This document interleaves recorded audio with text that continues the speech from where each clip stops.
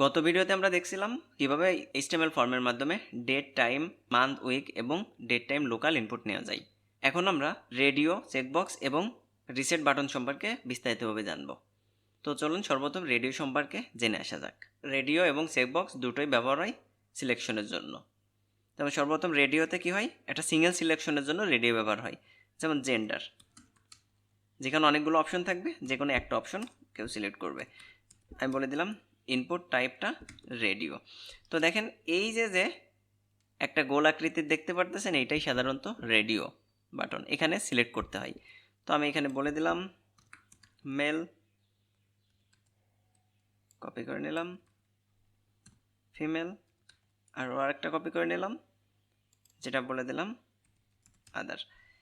আচ্ছা, এই যে মেল, ফিমেল, আদার চলে আসছে, কিন্তু দেখেন বাই ডিফল্টভাবে কি হলো, এটা মাল্টি সিলেকশন হচ্ছে।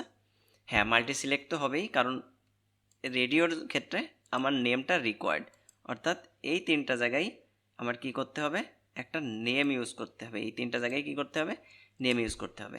আচ্ছা, তো নেম ইউজ করতে হবে, আমি যে কোনো একটা নাম দিতে পারি আমার ইচ্ছা মতো। আমি বলে দিলাম GEN। আমি যদি জেন্ডার দিতাম তাহলে মনে করতেন মনে হয় জেন্ডারই নাম দিতে হবে। আসলে আপনার ইচ্ছা মতো একটা নাম দিতে পারেন, আমি নাম দিয়ে দিলাম GEN, মানে জেন্ডারের প্রথম। এখন দেখেন এই যে আরেকটা সিলেক্ট করলে একটা উঠে যায়, এটা সিলেক্ট হয়ে যাচ্ছে। আবার এটা যখন সিলেক্ট করতেছি তখন আরেকটা উঠে যায়, এটা সিলেক্ট হচ্ছে। অর্থাৎ সিঙ্গেল সিলেকশনের জন্য আমরা সবসময় ব্যবহার করব কি, রেডিও। যেমন আমরা যদি কোনো MCQ রিলেটেড কোনো কিছু বানাতে চাই, মাল্টি চয়েস কোশ্চেন, যেখানে একটা সিঙ্গেল সিলেকশন হবে, সেই ক্ষেত্রে আমরা রেডিও, আবার জেন্ডারের ক্ষেত্রে আমরা রেডিও ব্যবহার করতে পারি। এখন চলুন আমরা চেকবক্স সম্পর্কে জানি। চেকবক্স, ধরেন আমরা প্রপার্টি ইনপুট নেব, ইউজারের কাছ থেকে কি কি প্রপার্টি আছে সেইটা আমাদের ইনপুট নেওয়ার দরকার। তো একইভাবে আমরা ইনপুট টাইপটা বলে দিলাম চেকবক্স। এখন বলে দিলাম যে কি কি হতে পারে, সাপোজ ল্যাপটপ, ডেস্কটপ, ফোন। তো আমি এখানে ল্যাপটপ, ডেস্কটপ এবং ফোন সিলেক্ট করলাম। তো দেখেন এখানে ল্যাপটপ, ডেস্কটপ এবং ফোন, এখান থেকে মাল্টি চয়েস যখন আমাদের দরকার, অর্থাৎ একের অধিক সিলেকশনের দরকার, চেকবক্স তখন আমরা ইউজ করব। যেমনটা ধরেন যে এখানেও আমি যদি একটা নেম দিয়ে দিই প্রপার্টি, ওকে, তাও কোনো সমস্যা নেই, আমরা মাল্টি চয়েস করতে পারবো। অর্থাৎ শুধুমাত্র সিঙ্গেল যদি সিলেকশনের প্রয়োজন পড়ে তাহলে আমরা রেডিও ইউজ করব, আর যদি আমাদের মাল্টি সিলেকশনের প্রয়োজন পড়ে কখনো, তাহলে আমরা চেকবক্স ইউজ করব। এখন আমরা চলুন রিসেট বাটন সম্পর্কে জানি।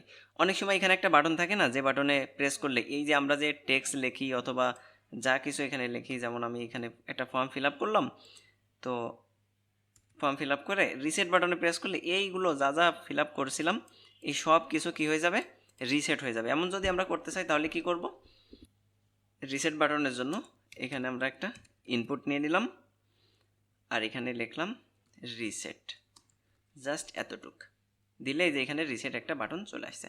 আপনি এই যে যা কিছুই সিলেক্ট করেন বা যে ফর্ম ফিল আপ করেন, যা কিছু করেন না কেন, রিসেট বাটনে যদি প্রেস করা হয় দেখেন সব কিছুই বাই ডিফল্ট ভ্যালু দিয়ে রিসেট হয়ে গেছে। তো আশা করি এই পর্যন্ত আপনারা বুঝতে পারছেন। পরবর্তী ভিডিওতে আমরা কি করে ইমেজ, ভিডিও, PDF ইনপুট নেওয়া যায় ফর্মের মাধ্যমে সেই সম্পর্কে বিস্তারিতভাবে জানব।